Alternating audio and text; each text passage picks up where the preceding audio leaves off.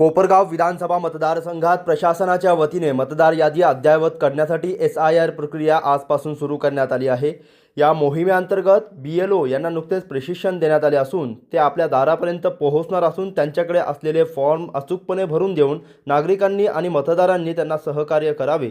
मुदतीत फॉर्म भरून दिले नाही तर आपले नाव मतदार यादीतून कमी होण्याची शक्यता असल्याने या राष्ट्रीय मोहिमेत मतदारसंघातील नागरिकांनी प्रशासनाला पूर्ण सहकार्य करावे असे आवाहन कोपरगावचे तहसीलदार महेश सावंत यांनी केले आहे।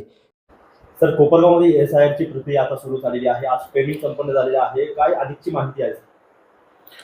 219 कोपरगाव विधानसभा मतदारसंघामध्ये विशेष सखोल पुनरीक्षण कार्यक्रम या मतदार यादीच्या सखोल पुनरीक्षण कार्यक्रमाचा टप्पा ॲक्च्युअल चालू झालेला आहे।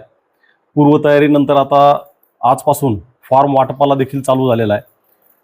मान्य जिल्हाधिकारी तथा जिल्हा निवडणूक अधिकारी यांच्या मार्गदर्शनाखाली आम्हाला टोटल सर्व 272 पार्ट्सचे BLO आणि त्यांच्या ट्रेनिंगनंतर आज सर्व पार्टचे प्रिंटेड इन्युमरेशन फॉर्म आम्हाला प्राप्त झालेले आहेत आणि ते आम्ही वाटपाला सुरुवात केलेली आहे। माझं या ठिकाणी सर्व मतदारांना, सर्व पॉलिटिकल पार्टीजला, त्यांच्या प्रतिनिधींना, सर्व नागरिकांना एक विनम्र आवाहन राहील की पुढच्या 15 ते 20 दिवसाच्या कालावधीमध्ये सर्व BLO आपल्या घरी भेटी देणार आहेत आणि त्या ठिकाणी आपल्याकडं इन्युमरेशन फॉर्म ज्याच्यावर मतदाराची माहिती संकलित करायची आहे असे प्रिंटेड इन्युमरेशन फॉर्म आम्ही आपल्याकडं देणार आहोत। प्रत्येक मतदाराच्या नावाचे 2 फॉर्म आहेत।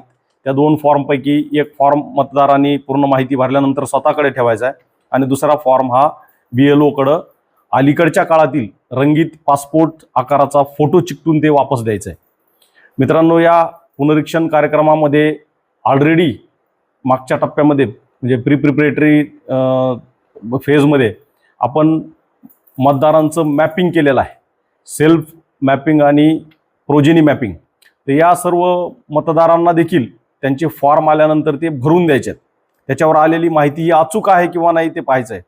जर सेल्फ मॅप्ड असेल मतदार तर त्यांनी त्याच्या मतदाराच्या त्या फॉर्मवर, इन्युमरेशन फॉर्मवर आपल्याला डाव्या साईडला त्याची माहिती भरायची आणि जर प्रोजेनी मॅपिंग झालेली असेल, त्याच्या कुटुंबातल्या कोणत्याही सदस्याच्या लिंकेजवरून त्याची मॅपिंग झालेली असेल तर त्याची माहिती त्यांनी त्या उजव्या साईडच्या फॉर्मवर उजव्या साईडच्या तक्त्यामध्ये लिहायची आहे आणि खाली स्वतःची माहिती, मोबाईल नंबर, आधार क्रमांक या गोष्टी मेन्शन करून हा फॉर्म कंप्लीट करून आपण विहित आकारातला तुमचा पासपोर्ट आकाराचा अलीकडच्या काळातला पासपोर्ट साईजचा फोटो चिकटून ही माहिती आपण BLOंकडे सुपूर्द करायची।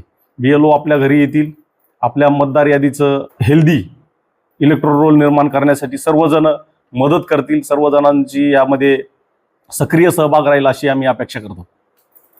तर ज्यांनी मॅपिंग केलेलं आहे सर्वांसाठी हा फॉर्म भरणं बंधनकारक आहे?